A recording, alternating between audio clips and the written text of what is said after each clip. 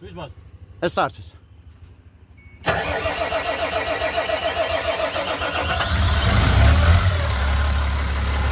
باز بده.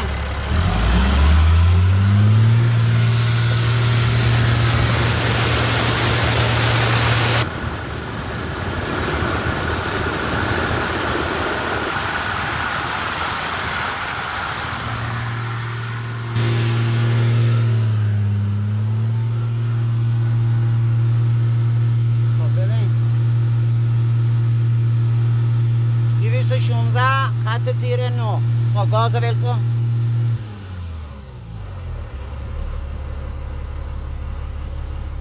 این ECU رو داره میزنه. زد توقف موتور. توقف موتور. برگشت نداره. اینم که پرسی داره میکنه.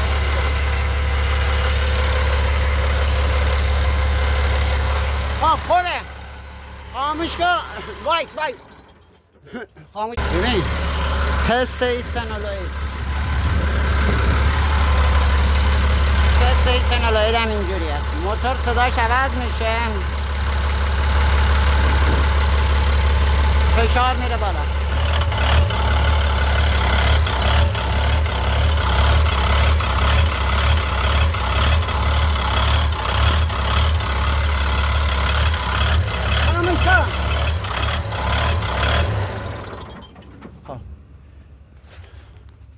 سلام، اومدیم روی لودر L90F.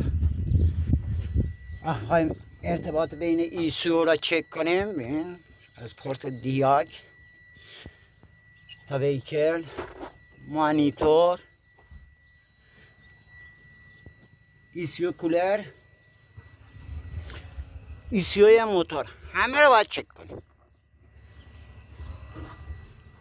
وقتی ارتباط کم میده اینجوریه. برای یه ارتباط کن این همه سیمکیشی و قطعات ما داریم تست میکنیم. اونجا باز کردیم، اینجا باز کردیم. خب